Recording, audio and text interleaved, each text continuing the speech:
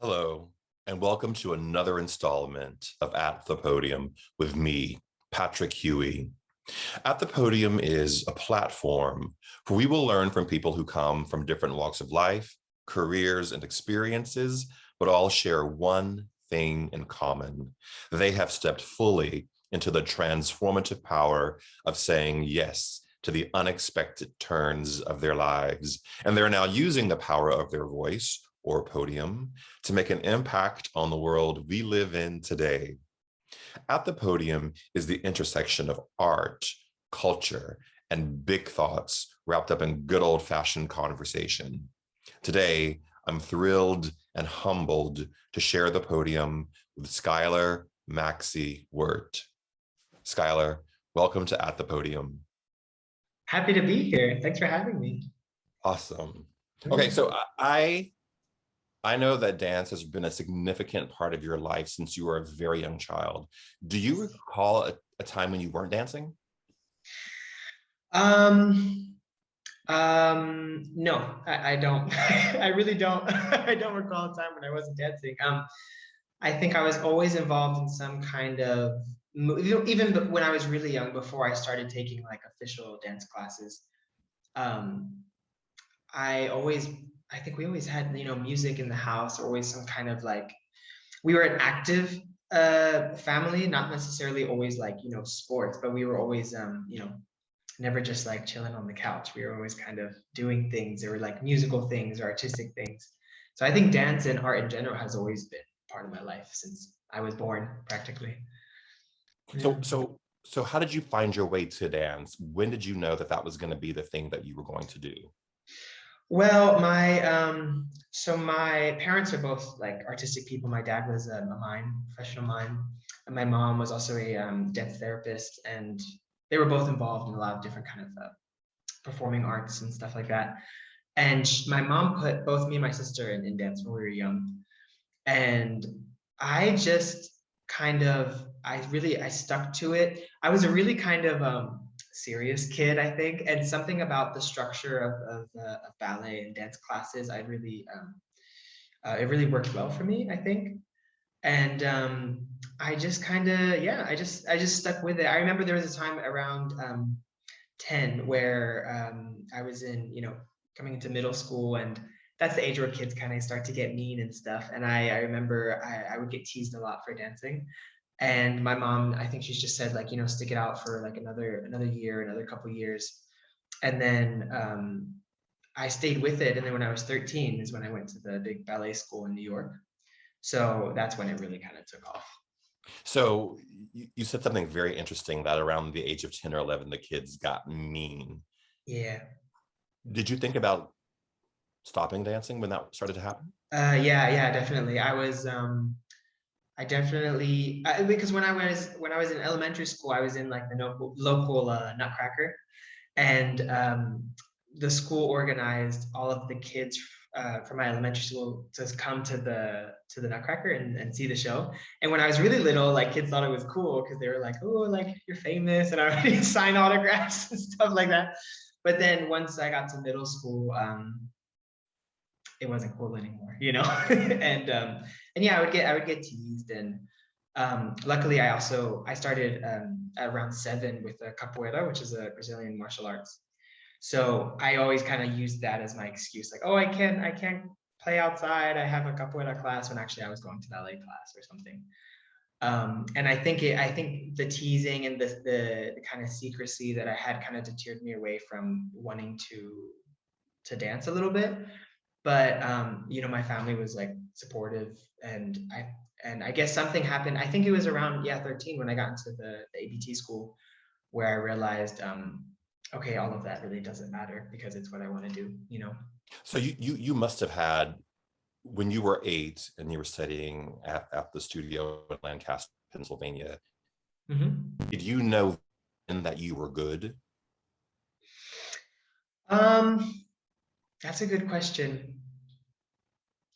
I wouldn't say that I was a pretty shy kid, and I loved to dance, but I had a lot of also performance anxiety. I wasn't necessarily the most confident when I was younger.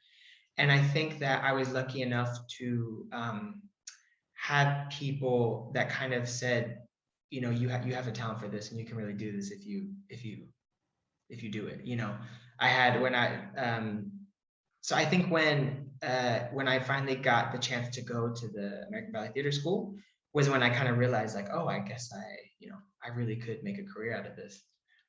And then just, took off. How did ABT come into your life? So there were these great they're like retired principal dancers from the Joffrey Ballet that used to come, Paul Sutherland and Bruni Ruiz. Bruni has passed away a couple years ago, but they would come to our the Lancaster School Ballet every summer and teach like little private classes and like during the summer intensive. And one summer, Paul and Bruni came, and I remember Paul taught me a little like private lesson. And he said to my mom, if he wants to make it as a dancer, he's going to have to go to New York and, join. At that moment, American Ballet Theater seemed like the best place for me to go to the school, especially the Jacqueline Cadena Nassa School. And so we got everything together that summer, and I went and auditioned and I got it. And then that was it. So at the age of 13, you're making a decision about your career. Yes. That you had to say, okay, I'm literally both feet, no pun intended. Yeah. Yeah, basically. I mean, it was a crazy thing. Thank God that I have the parents that I have, because my parents both, let me go. And I think a lot of parents wouldn't have just let their kid, leave like that. I mean, I was from like New York to Lancaster is about a 3-hour trip, but moving away from home at 13 is still, even if it's 3 hours away, it's still kind of a big thing. And I was lucky that Angel was living in New York at the time, so I lived with her for the first year and a half or so. So Angel, I'm going to stop you here. Angel Gardner was a classmate of mine at the Yale School of Drama. She was in the management program. I was in the acting program, and you knew Angel from growing up. Yes. So my parents used to live with Angel this place called the Menno House in New York City. So she was like a family friend for like, she was like an aunt to me growing up. And so luckily she was there, and I went and lived with her. And so that was like, I wasn't just like living with a stranger or something. So I think that helped a lot. But I remember laying like in bed and just crying my first night because I was so like unsure, 13, unsure of everything because I'm 13. And then also unsure if I was really making the right decision, to pursue this as a career. And I remember just thinking about, all my friends and everything that I was leaving behind. But I'm really happy that I made the jump, How do your parents describe that time when you left? I mean, people anticipate sometimes their kids leaving home at 18 to go to college, but 13, you're just forming as a person in many ways. And then you don't move away from home. You move to New York City to study at one of the premier institutions in the world. Yeah. It was a lot for my parents, especially my mom. But she, she's a strong woman, and she knew that it was for my greater good.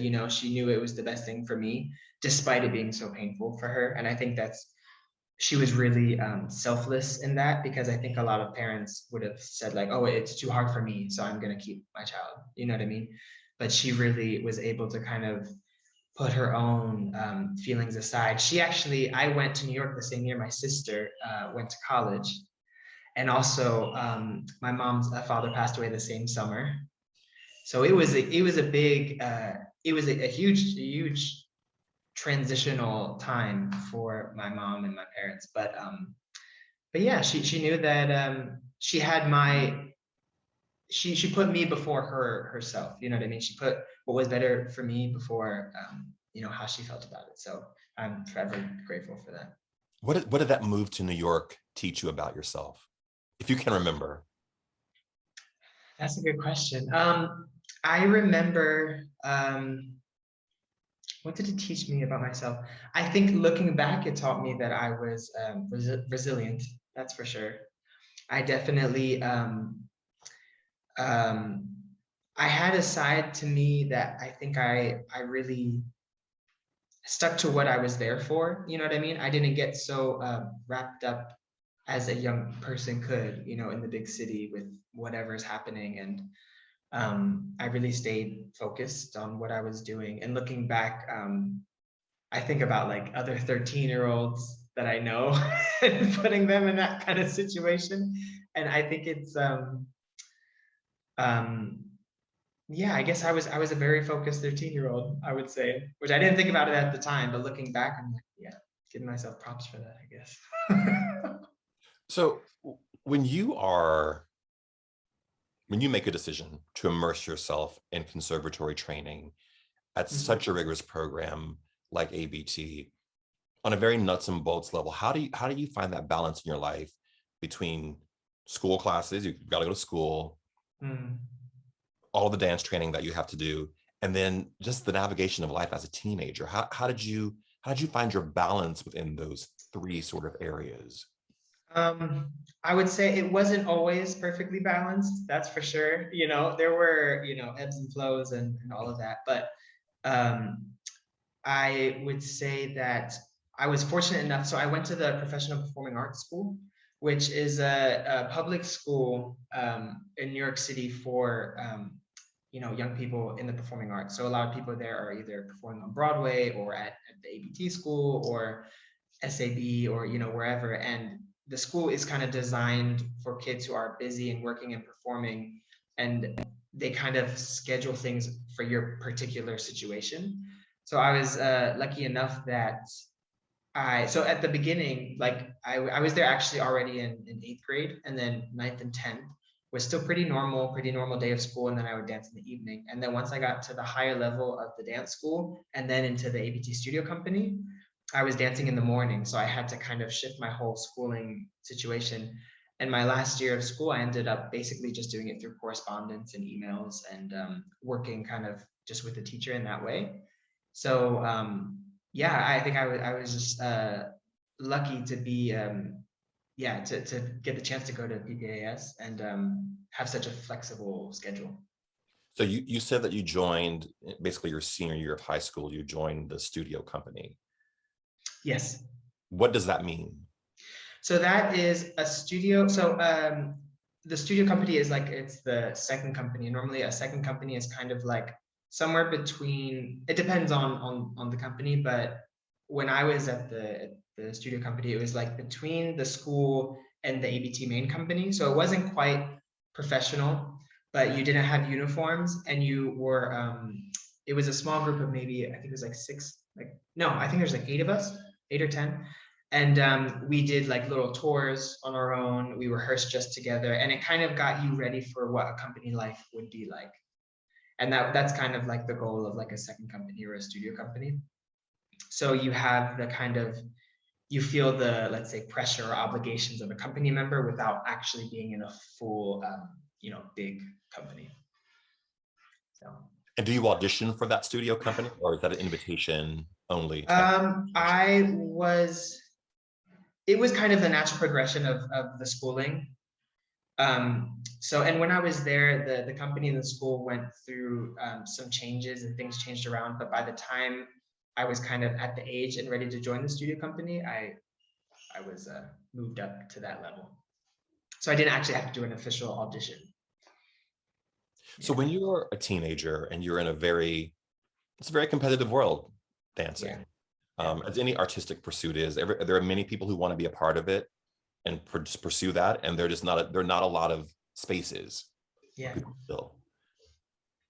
Did you ever doubt yourself, doubt your talent, doubt your ability? Yeah, definitely. I think I, you know, there's, it's definitely, it's like you said, it's a competitive and difficult world to be brought up in, I think. And unfortunately, sometimes a young person doesn't always have the tools to maneuver um, their own kind of like ego, or figure out how to be constructive with yourself as opposed to just being really, really hard on yourself. And I think once I became a professional dancer, I was able to kind of dissect some thinking habits that I developed as a young person in dance and ballet specifically, because it is such a rigorous, training and world that, when I was younger, being really hard on myself and being kind of a perfectionist was a way to keep myself afloat and kind of survive. But then once I became professional, I realized that it's that kind of hinders artistic expression. You know what I mean? So I had to find a way to let go of that with, maintaining the work ethic, but at the same time, allow myself to like breathe into the space of being an artist, as opposed to just trying to be correct or perfect all the time. Talk about that tension between the technique that is required to perform any type of dance. The technique must be without question. Yeah. And then, as you said, to breathe life into artistic expression.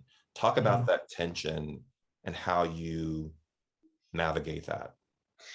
So I think that, like you said, technique, especially any type of dance, but I would say particularly for ballet, and particularly like classical ballet, technique is a huge part of it, and it has to be there. But you have to find a way to almost let go of that and express yourself within the construct of the particular dance vocabulary that you're using. Does that make sense? Yeah. So I think about it like, ballet is like, it's like a language. It has a specific vocabulary, but what you do with that vocabulary is where the artistry comes out. And I think, there's a reason why, when you're young, it's like technique, because it has to be really ingrained in you until it becomes second nature. And I think that, once you become, professional and you're dancing, different types of choreography and stuff, people don't want to see a very good student. You know what I mean? They want to see somebody who has an understanding of themselves and their technique as an artist, but is able to make something out of that, as opposed to just the cut and dry kind of shapes, Yeah, and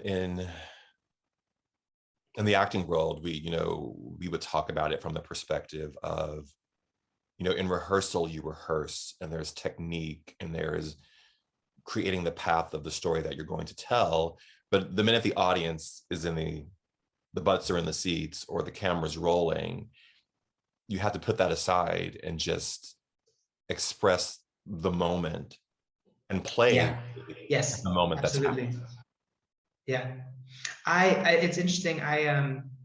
It's interesting that we're talking about this now, because I just worked on, I just performed a like 8.5 minute solo by Jorma Elo. It's a beautiful piece, and it's called Still of King. And it's about the life of a king from when he's born until he dies, basically. And when I was working with my ballet master, Laura Graham, we talked a lot about having a kind of through line and an idea for every single movement, as opposed to just dancing it physically.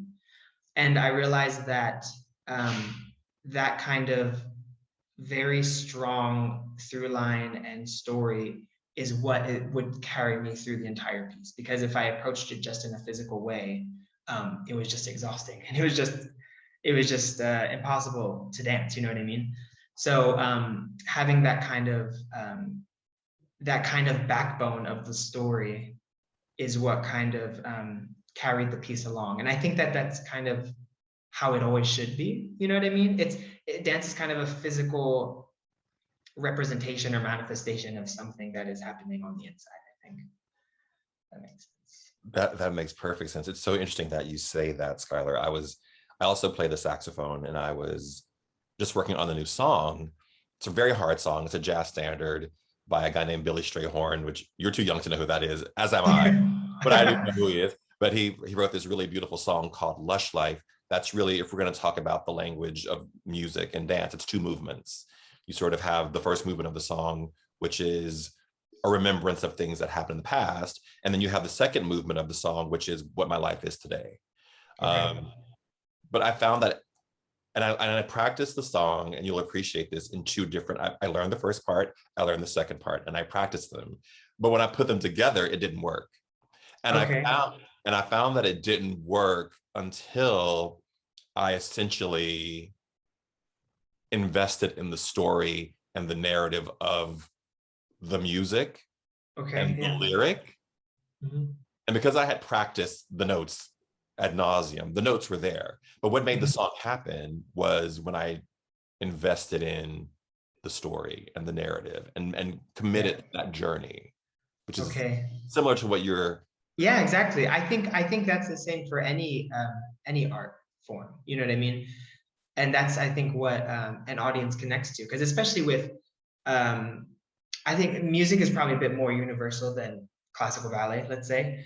But even with untrained eye, a person is not going to react to a beautifully arched foot the same way a dancer would, if they were in the audience. So I think the point shouldn't always be to achieve these like great technical feats, because at the end, there's going to be people that watch that aren't even going to know the difference, whether if you fell out of a pirouette or if you didn't. It's about the point of view or the emotional kind of quality that you're going to pass on to the audience.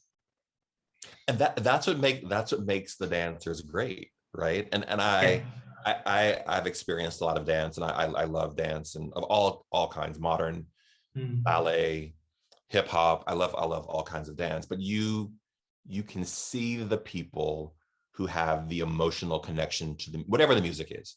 They Yeah. have the emotional connection to the music, and they're expressing the essence of that music, and you Yeah. see it, and that's what makes Wendy Whalen. Uh-huh. That's what makes Sergey. I know he's a complex figure. It makes Sergey Right. Sergey, Yeah. right? Yeah. Yeah. Because they Yeah. express the thing that is unspeakable, which is why we dance or why we Exactly. sing. Exactly. Right. Yeah. How did you handle, and maybe it gets better as you get older, how do you handle the physical demands that a dancer has on their bodies? I mean, there's all artistic pursuits that are based upon your physical appearance. There are many things that people do that are unhealthy for their bodies. There's bulimia, there's anorexia. Right. Um, how do you, as a dancer, how do you, Uh-huh. Skyler, handle Mhm. that pressure in a way that's healthy? Yeah. That's also changed. I think my relationship with my body and self-image has definitely changed a lot since school, to now. It's gotten healthier, I think. Um, how do I deal with that? I try to not get so deep with it, not think about it so much, like the shape of, because there's definitely a thing of ballet technique shapes your body. You know what I mean? It does, and that's part of the art form. It's part of the craft. Hmm. But it's not. I think sometimes, especially in schools, before kids really like understand kind of like the point, people just think, oh, we should look skinnier, we should look super long, or the foot should be wonked, or and you realize when you're now I look at some dancers, like videos of dancers that I thought were amazing when I was younger, and I realized like, oh no, they just had whacked out lines, or they just had this crazy thing that I really wanted at that age. But you realize that it doesn't matter as much in the long run. And like I said, yeah, the art of ballet, the craft, is about shaping your body, but it's not to create some kind of unnatural shape for you. It's just about using what you have to create lines or shapes in this specific kind of vocabulary of dance, I would say. So how do I navigate that now? I would say that I had to also at some point accept that my body is exactly the way it is, and it's perfect for ballet. You know what I mean? Not that I'm perfect, but anybody's ballet body could be perfect for ballet. Does that make sense? Yes. There's not some kind of ideal shape that if you don't make that, you won't be a dancer. That doesn't exist. And I think I had to really come to terms with that and accept myself how I was, to realize that the body I have is all I need to be a dancer. And yes, I train and I work out and I eat well, but that's just to maintain what I have, not to change it into some unrealistic version of what I think it should be. Does that make sense? It does. And it makes me think what you just said. It makes me think about Misty Copeland, who is this, I know you don't call them absolutas anymore, but she's this prima. You don't even say that anymore. She's just this principal star. Yeah. Yeah. I'm old, so I'm going back to the old language. Okay. But people always write about her. Her body is not a typical ballet body. How muscular she is, and there are lots of comments about her body not being a typical ballet body. And I think what you're saying is quite beautiful to hear, in that dance is the expression, and what your body is, that is what ballet is. I think that's kind of a revolutionary thought. Okay, there you go. At least that's how I see it. I think that's something, if I were to, I don't know if I would ever want to teach one day, but if I were ever to pass some kind of nuggets of wisdom onto a younger generation, I would say don't be so obsessed with your lines or your body. I mean, work, there's certain things that ballet requires, but I think it's way more attainable than people think it is at a young age. People get so obsessed with like an arched foot or whatever, and I think most people have the capability to achieve classical ballet aesthetic, let's say. And it just takes work. It takes really hard work, but it's possible. So at 13, you leave Pennsylvania and you move to New York. At 18, you moved to Germany, where you are today. Yes. How did Germany and the ballet in Dresden enter your life? Well, so I came here, right, fresh out of school, fresh out of the studio company, and it really loosened me up coming here, I have to say. I first of all, I joined, so the company is we do classical ballet, and it's a ballet company, but we also do a lot of modern repertoire and modern and contemporary repertoire. And in order to achieve some of that repertoire, I really had to dissect my ideas about ballet and kind of rethink a lot of things about my training. And we have a lot of Forsyth influence, and that's a whole nother school of thought. And I think that kind of really started to shape me into like the dancer that I am and the dancer that I'm going to be in the future. And I think it's really important work to do, to rethink your schooling. And because I went to a great school, but there's, no matter what school you go to, there's kind of things where you grow up that you can change or alter for the better. Yeah. So did you audition for them, or did they invite you? How does that work? So I auditioned. I actually, so at the time I was in the studio company, and my director, Kate Leiden, thank God, she said, she was like, there's an audition for the Semperoper, like tomorrow, and I think it was at Steps, and she said, "Are you going?" And I was like, "Oh, I didn't know about it." She said, "Go." so I went, and I'm so happy. I guess she thought it would be a good fit for me, and she was right. And so Aaron, my director, he was there. He saw me.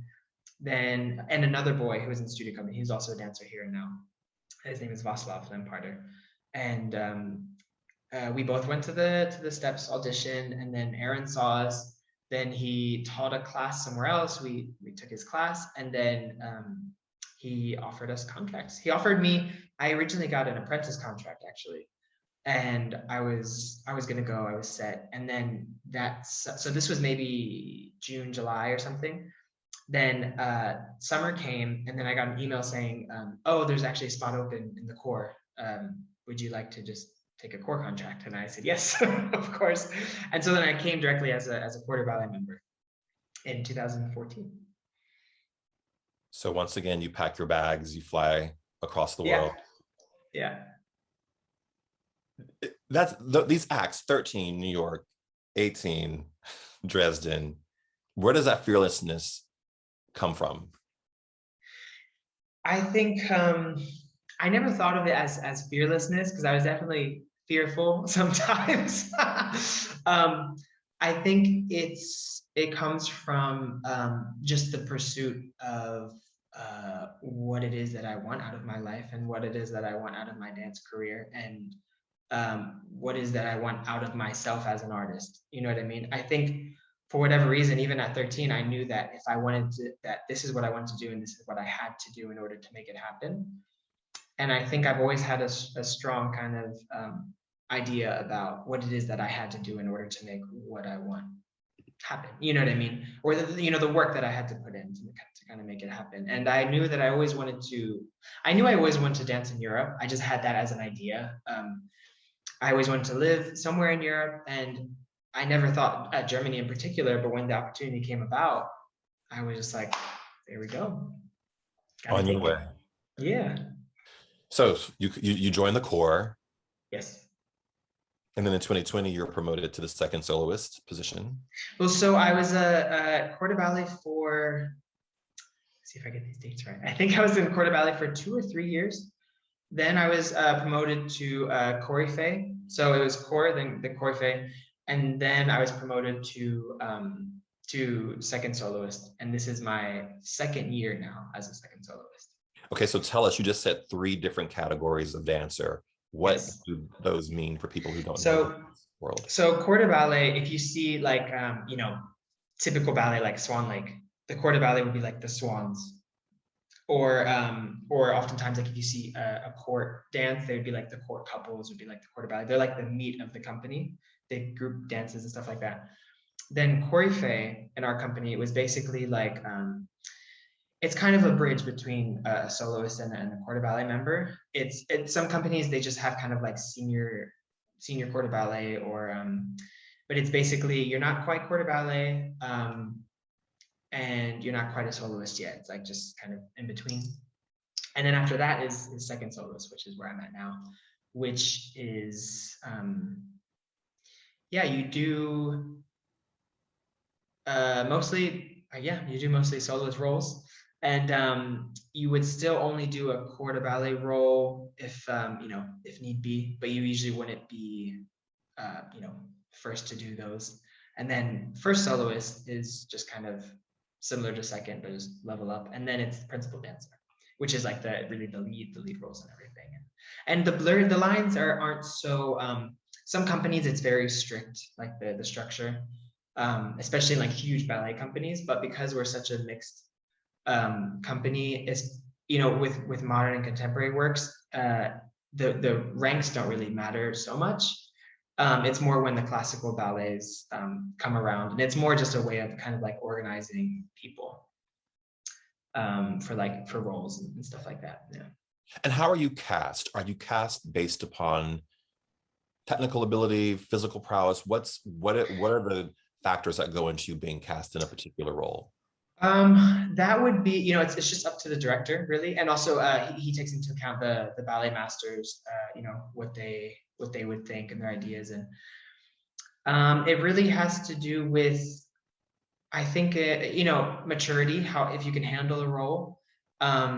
If our director has a certain idea of where he sees you in the company, and he wants to push you in a certain direction, I think it also has to do with what you want. As he also, at least our director here, Aaron Watkins, is the type of director that I think he really, if you show yourself as wanting to achieve something artistically as a dancer, he's willing to work with you to make that happen. You know what I mean?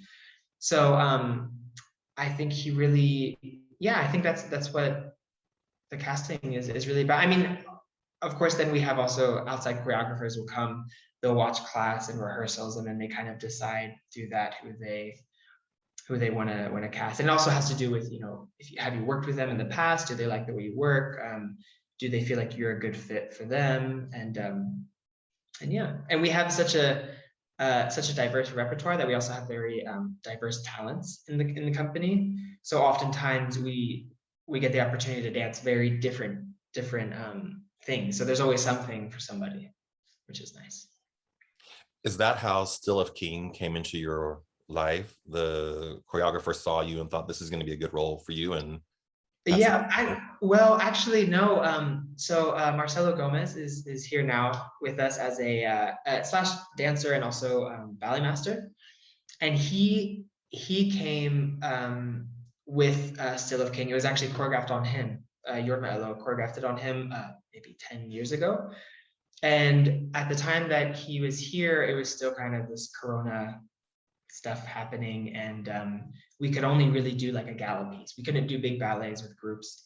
So we had an evening of a bunch of, you know, kind of pas de deux or solos or group pieces of people like that were still separate, you know. And he was performing this this solo, and when it came around for the second year of performing it, they thought, oh, well, there should be a second cast. And actually, Marcelo, along with the ballet master who I worked with, Laura Graham, they decided that I would be a good person to kind of like take on this solo. So, which I'm happy that they did, because it's an incredible experience, his choreography. And yeah, they were the ones that kind of decided, and then Aaron agreed. So, and then actually the choreographer came to Dresden for a couple of days to work with us and to see me, and he had ultimately the final say. And I worked really well with him. He's an amazing guy and a choreographer. And yeah, so then I got to dance with him. And that's your Yorma Elo. He came and saw you dance the role. Yeah, he came to work with me to I had like two or three rehearsals with him. And yeah, he just wanted to see, you know, how I absorbed the choreography and how I would perform it. And he didn't get to see the performances, unfortunately, but yeah, I got to work with him, which was great. Which is, I mean, he's one of the premier choreographers in the world today. Yeah, I think he's actually a resident choreographer at Boston Ballet right now. Yeah. What inspires you when you dance? Where does that inspiration within you come from? Good question. What inspires me when I dance? I think with anything, I always say like I think it has to be honest. It has to be truthful. And I think what I love about classical ballet and also contemporary ballet and different types of dance is that you can't fake it, you know. It is what it is, and if you have to dedicate yourself to it in order to really accomplish something great with it. There's no cutting corners, you know. You can't pretend. It's all or nothing. And I think that's what I really like about it, because when you accomplish something great in that, you really feel it, you know what I mean. And I think it's a full like kind of body, soul, mind experience. And I think that's why we do what we do. It becomes your life, you know what I mean. I think it's important to always have you know, healthy separation between, you know, life and work and all of that, but as a dancer, it really is your life. And I couldn't imagine my life without it.